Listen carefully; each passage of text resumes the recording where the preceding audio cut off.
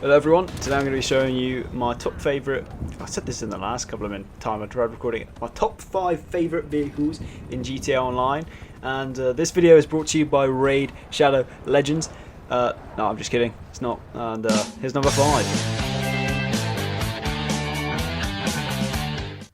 So, I have picked the Kuruma Armored as number 5 because it's such a good car to have and own. The reason it's on here instead of the Duco Death is because it's $525,000 and it's 4 doors.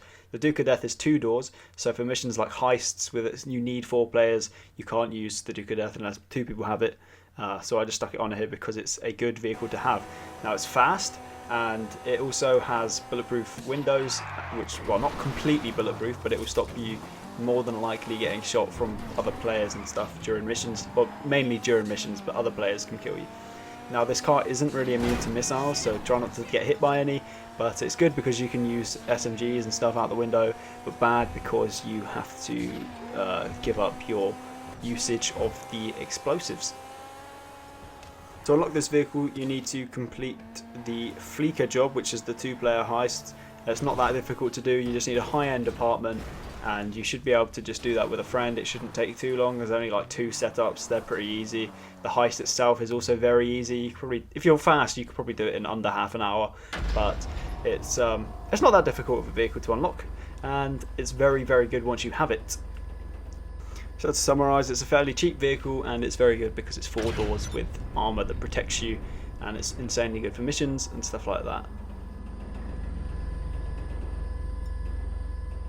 And the cat's in the cradle and the silver spoon, little boy blue. So for number 4, I have chosen the Insurgent and the Insurgent pickup. Now I've chosen the Insurgent because it's a pretty much just upgraded version of the Kuruma. It can take a lot more of a beating and it's overall better for driving through water, and it pretty much does the same things other than that for the Kuruma.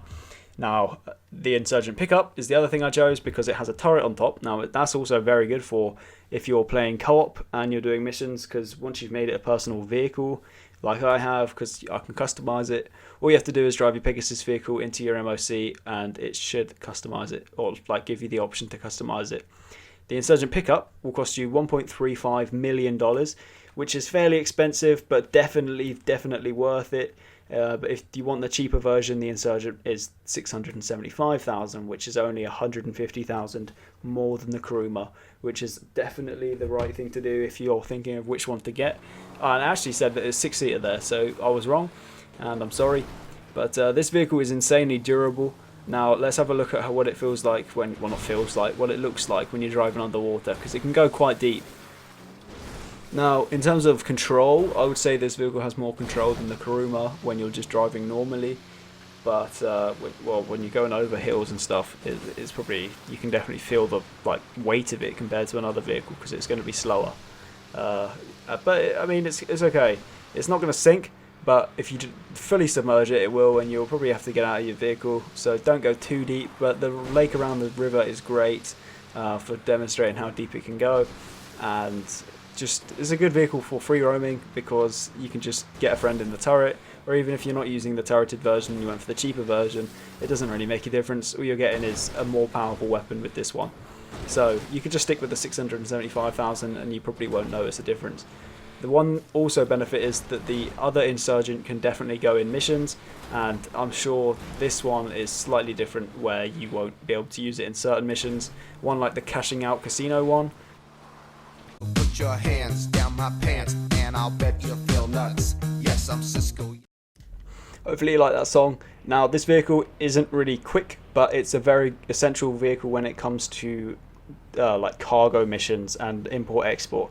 If you don't own a cargo bob, you definitely need to buy one, because if you're doing your import-export, what you can do is call this vehicle in, fly out to your vehicle that you need to pick up, literally pick it up with the cargo bob, fly it back, and you've saved yourself twice as much time.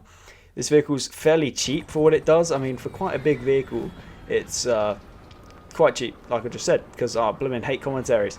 Anyway, if you own a hangar, probably one of the worst purchases in the game, but if you do, you'll be able to customize your flying vehicles. So I managed to customize mine and it makes it so that you can add your own personal touch to it, make it colour. That's why you can see mine's purple.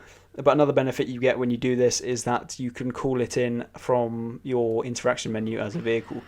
Now, I did a glitch a long time ago to get this for free, for free before it actually came out, because you had to do like the changing the URL for the website from story mode into online. In not online, but you change it to what it is in story mode, and you could just get it for free. You could do that with quite a lot of vehicles. But yeah, I mean, this vehicle's great. As I'm going to demonstrate here, you can just pick up a car. Imagine this is import-export. Fly it to where you need to go. I'm just going to fly it to the water because I don't know, I just wanted to drop it into some water. Another cool thing you can do if you like messing about in free roam is land your helicopter near somewhere that's next to it that's quite high. So you could land it next to a car or like a box or something, and then get a friend to climb the box or car and then climb onto one of those like side float things. And then once they're stood on it, if you fly straight up without turning or anything, they should go up with the helicopter and not fall off. Now, I just said they're floats, so I'm going to try and see if the helicopter floats with the logic behind it, and apparently there's no logic at all, and there goes the helicopter.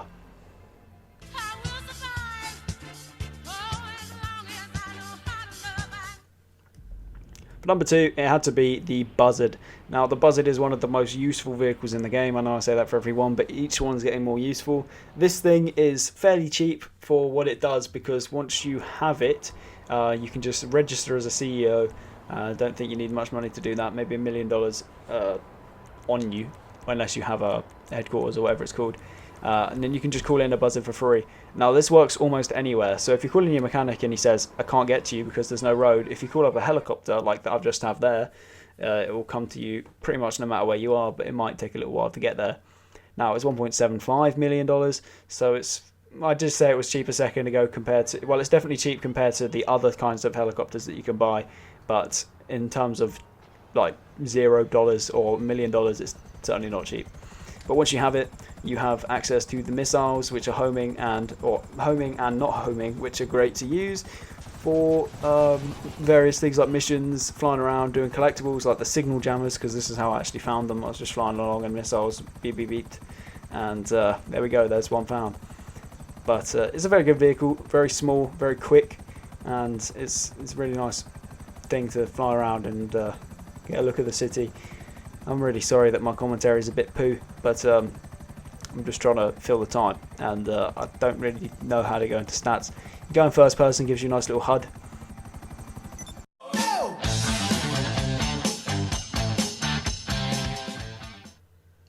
For the honourable mentions, I've chosen the Invade and Persuade tank. So this thing gets you out of combat, but in combat. So you won't worry about your KD if you're into KDs. But if you claimed it for free on Christmas Day, then there you go. You just get it, and then you can drive it around without being in it and kill loads of people if you'd like to. It might be good for missions too.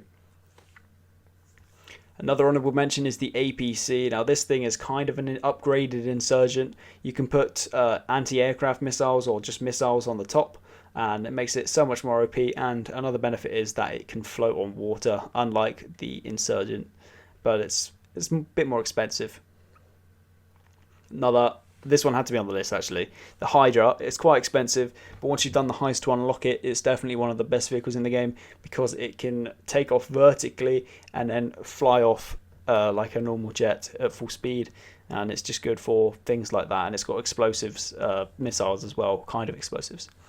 This one's similar to the tank. The RC Bandito is a small, quick vehicle that you can drive around, get it out from your interaction menu, just like the tank. It's good for griefers, so if someone's killing you and sniping you on the street, call this bad boy out, drive up to them, blow them up, and then be happy because you've killed them. So it's really more like an anti-grief sort of thing. Another honourable mention is the Kanjali tank. Now this thing is better than the Rhino tank because it's 4-seater and each player can use a weapon, unlike the Rhino tank, which is 1-seater and only have access to that main gun. But this vehicle is a lot better for co-oping, and it is quite expensive, but it's more fun than the Rhino tank. I'm so excited, and I just can't hide it. Of course, Oppressor Mark II is the best vehicle in the game, at least in my opinion. I know people are going to say, why are you putting this on here? It's a griefer's nightmare. Yeah, but if you're not a griefer like me, you're going to use this vehicle for quick and ease to complete missions like resupply, maybe if you're on your own, it's not the greatest thing because, well, no, the vehicle's still the greatest thing, but it still takes time to resupply things on your own. You've just got to call it up like a personal vehicle, so you have access to it pretty much anywhere except like hard to access roads. Unless you're a motorcycle president, then you can call it up nearly anywhere. It's really good for like not crashing. Sorry, I got like hiccups or something. So here you can see I'm driving pretty close to the ground and I haven't crashed like a jet. I'm pushing down into the ground as well, so that it like proves that it doesn't blow up on impact like a jet would. It doesn't float, but it kind of hovers on the water until you push down. Like it will naturally sort of level out on the water. Another good thing about it is if you crash into a building, it will just go straight up and you won't have to worry about crashing. Now hopefully that's been a good video. Hopefully you've enjoyed it. Hopefully it's helped you figure out what vehicles to buy. And if it hasn't, I'm sorry, but please leave a like and goodbye.